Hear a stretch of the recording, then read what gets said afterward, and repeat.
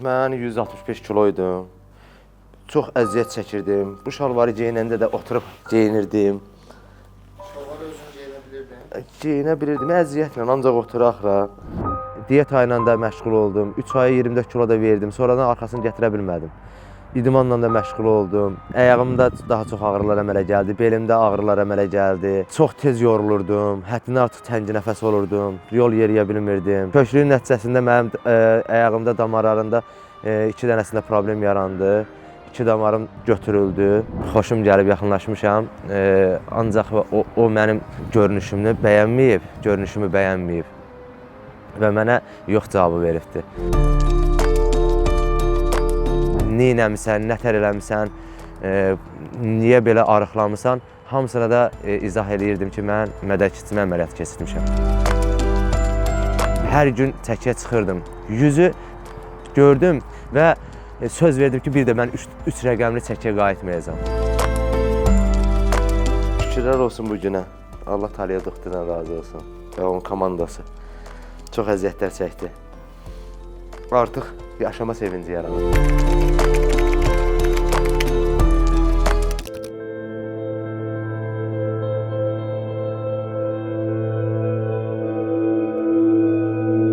"180 dərəcə dəyişim layihəsinin bugünkü qonağı Talih Əliyevdir. O uşaqlıqdan kök olub. Amma yenə də xəstəlik məndən əl çəkmədi. Cavan yaşlarımdan sonra da sürücülüklə məşğul oldum, ta indiki vaxta qədər. Onda da yenə ye, otur, ona görə də biraz artıq çəki gəldi, kökəldim. Diyeta ilə də məşğul oldum, 3 aya 24 kilo da verdim, sonradan arxasını gətirə bilmədim. İdmanla da məşğul oldum.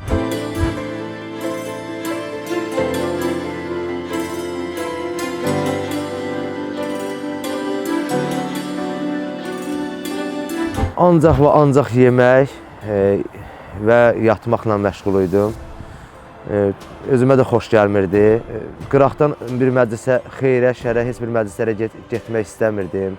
Tənbəllik var idi.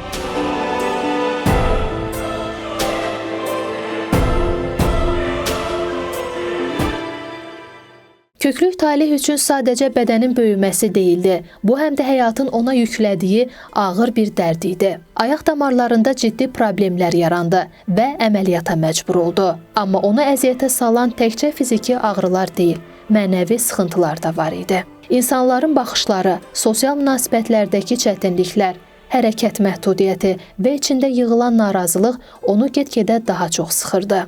Ayağımda daha çox ağrılar əmələ gəldi, belimdə ağrılar əmələ gəldi. Çox tez yorulurdum, həddindən artıq təngi nəfəs olurdum, yol yeriyə bilmirdim. Köklüyün nəticəsində mənim ayağımda, damarlarında 2 dənəsində problem yarandı. 2 damarım götürüldü. Bir yerə çıxırdım, qıraqdan elə bilirdin ki, kimsə mənə baxır. Halbuki çönürdüm, baxırdım, heç kim mənə baxmır, eləmir. Qıraqda bir insan güləndə elə bilirdim ki, insan mənə gülür. Çox aqressivləşirdim. Bu aqressivlərin də qarşısını almaqdan ötürü heç bir yerə çıxmaq istəmirdim. Nə qohumgilə, nə əmigilə, dayıgilə heç bir yerə getmirdim, eləmirdim. Ancaq oturub evdə yeyim, telefona baxım, yatım. Ancaq bunlar. Elə olurdu ki, mən 3 dənə dönəri bir dəfəmə yeyirdim. Mən ümumiyyətlə heç yarı dönəri belə artıq yeyə bilmirəm. Talihin həyatında emosional bir dönüş də oldu. Sevdiyi qız ona yox dedi. Bu rədd cavabı yalnız bir duyğu itkisindən ibarət değildi. O öz çəkisini, həyatını və gələcəyini bir daha düşündü. Talih anlamışdı ki, bu döngüdən çıxmaq üçün özünü dəyişdirməlidir. İnsan bəzən dostlardan çox özünə bir həyat yoldaşı da seçmək istəyir, evlənmək istəyir, ailə həyatı qurmaq istəyir. Ailə həyatı quranda da artıq çəkidəki insana heç kim nə qız vermək istəməz, nə də ki, heç bir qız onu bəyənmir. Çünki normal insan vidində olmursan. Təbii ki, hər xanımın da, hər kəsin də istədiyi odur ki, bədən fuquralı, arıq, fiziksal, sağlam həyat yaşayan bir insandan həyat qurmaq istəyir. Bəzən elə olur ki, hansısa bir xanıma yaxınlaşmışam, xoşum gəlib yaxınlaşmışam, ancaq o mənim görünüşümü bəyənməyib və mənə yox cavabı veribdi. Uzun müddət öz içində mübarizə apardıqdan sonra Talih bariatrik əməliyyata qərar verdi. O bu yolda doktor Tariyel Ömərova güvəndi və dəyişimin qaçılmaz olduğuna inanaraq həyatının ən mühüm addımını atdı. Bəzən deyirdilər ki, gedəsən, artıq çəkidən yenə artıq çəkin, yenə özünə qayıdacaq və yaxud da ki, əməliyyat masasında qalacaqsan. Yəni, belə bir şeylər var idi, amma yenə də özümdə güc topladım və bu qədər tənbəl həyatdan əl çəkmək istədim. Mən artıq 3 ildən sonra işlə məşğul olmağa başladım. 6 ilə yaxındır ki, çox gözəl həyat sürürəm. Və pasiyentimiz 29 yaşında bizə müraciət edərkən, siz sadəcə gözünüzün qabağında 29 yaşında boyu 1.75 civarında olan bir pasiyenti 165 kiloda təsəvvür edin. Və yaxud da 1.72 olan bir pasiyenti 165 kiloda təsəvvür edin ki, yəni bu pasiyentin maksimal yol verilən kilo həddi 80 kiloqramı keçməməlidir. 80 kiloqramı keçməməlidir, amma bu adam 165 kiloqramdandır. Bu tək oynaqlara düşən yük deyil, bu tək ürək-damar sisteminə düşən yük deyil, bu tək ağciyərə, qaraciyərə düşən, bu bədənin bütün vəhdətinə, bütün hüceyrələrinə təsir edən normasından 2 dəfə, 2,5 dəfə, 3 dəfə artıq bir yük daşımağa məcbur eləyən, bir yükə məcbur eləyən bir vəziyyətdir və 29 yaş. Bəlkə də bəzi orqanlara ilk başda bu dərəcədə zərərli təsir verməzdi. Nəinki 39-da, nəinki 49-da. Nə qədər erkən cərrahi müalicə eləyə biliriksə biz piyələnməni, bir o qədər ideal və sağlamlaşdırıcı nəticə əldə edə bilirik. Bir ay tamamında 10-12 kilo çəki verdim. Bir ilin tamamında mən 75 kiloya qədər yendim. Mən evə yönləndiriləndən sonra, 10 gün müddətindən sonra gəldim sarğıları dəyişməyə və 3 ay müddətində həmişə Tariyel doktorun kollektivi mütəmadi olaraq zənginlə, mənim bir problemim olduğu zaman özüm zəng edirdim, onu soruşurdum. Hər şeyi mənə çox gözəl başa saldılar. Mütləq şəkildə pasiyentin koordinasiyası çox önəmlidir. Diskoordinasiya olmalıdır. Yəni biz pasiyenti mütləq şəkildə davamlı ən az 3 aydan bir dəvət eləməliyik, müəyyən analizlər aparılmalıdır, onun qidalama vərdişlərini formalaşdırmalıyıq. Təsəvvür ki, biz pasiyentdə periferik gastrointestinal sistemi hormonlarını sıfırlamışıq. Ona yeni bir qidalama vərdişini öyrədirik. Sıfırdan başlayırıq, bir proqram yazırıq və bir il ərzində çalışmalıyıq ki, sadə də deyək, o proqram zədələnməsin. Yəni, o proqrama virus düşməsin. Ki, o proqram öz qalıcılığını qorusun. Bunu qoruyarsa, pasiyentlərimiz bu qədər effektiv 6 ilin sonunda görürsünüz, artıq 6 ildir pasiyent 75, 78, 80 kiloqram civarında qalır və bundan artıq kökəldir. Nədən? Artıq o ilk bir ilimizi çox düzgün şəkildə riayət edib gəlirdi. Bu çox önəmli məsələlərdən biridir. Bir dəfə də olsun narahatçılığım olmadı. 3 ay tamamında da gəldim, yoxlanış elədim. Doktor dedi ki, çox gözəl vaxt keçib, çox gözəl arıqlama gedir. Hətta doktor bizim planlaşdırdığımızdan 2 kilo, 3 kilo da artıq çəki vermişdim. Bariatrik metabolik cərrahiyyənin əsas fundamental konsepsiyalarından biri periferik gastrointestinal hormonal sistemə təsir eləməklə bədəndə ümumi metabolik proseslərə təsir eləməkdir. Və adından gördüyünüz kimi biz sadəcə hormonal təsir yaradan bir əməliyyatları həyata keçirdirik və mütləq şəkildə elə pasiyentlərdə, elə yaşda, elə dövrdə, elə formada pasiyent aparılmalıdır ki, onlar sadəcə sağlamlığa xidmət edən hormonal dəyişiklik gətirsinlər, zərər verici hormonal dəyişiklik gətirməsinlər. Ona görə də bariatrik metabolik cərrahiyyənin ən erkən yaş dövrü 15-18-dən ən gec yaş dövrü 60-65-ə qədərdir.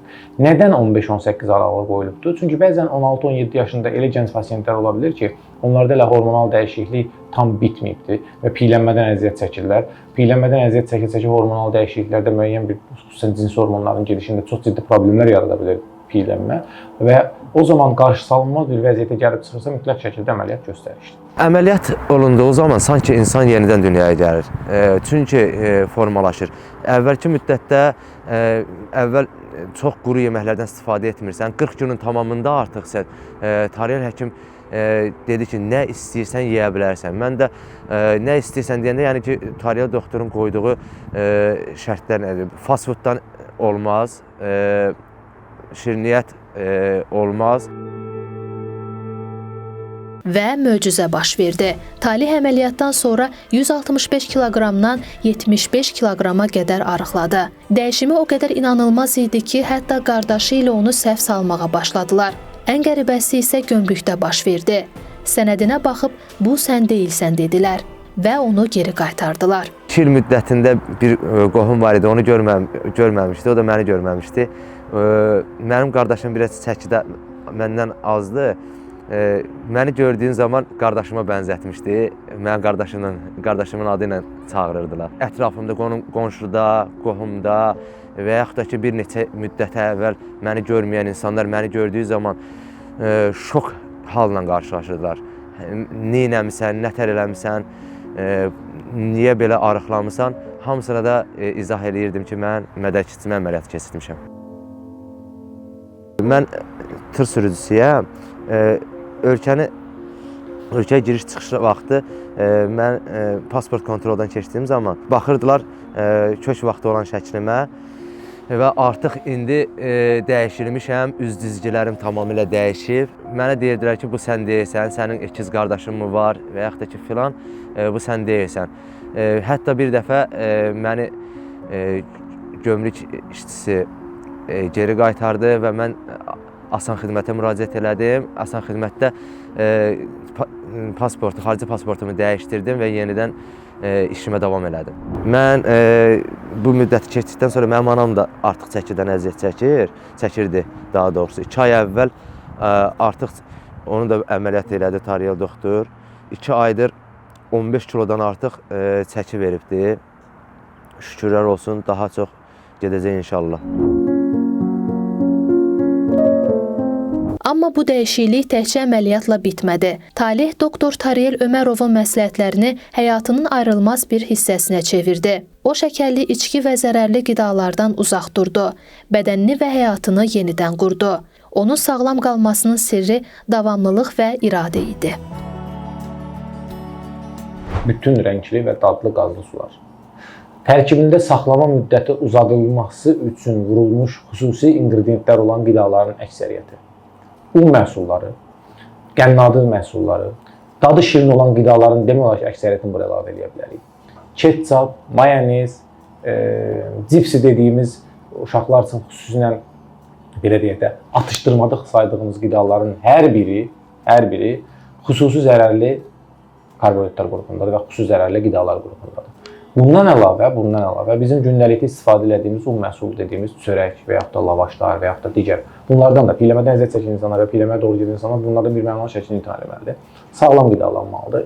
Meyvə şəkəri tükətimindən xüsusi diqqətli olmaq lazımdır. Yəni saat 3-dən 4-dən sonra mən axşam heç nə yemirəm, amma 1 kiloqram, kilo yarım meyvə yeyib yatıram. Yəni fruktoza balansı birbaşa bilirsiniz ki, çevrilici ferment yoxdur, piy şəklində formalaşır, depolaşır orqanizmdə. Yəni bunlara diqqət etmək lazımdır.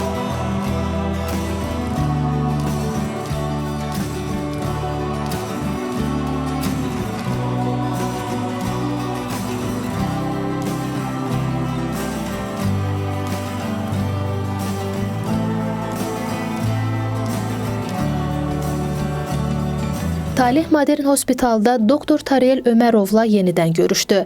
Həkimi ona 6 il ərzində kökəlmədiyi üçün təbrik etdi və əlavə sağlamlıq məsləhətləri verdi. Necəsiz?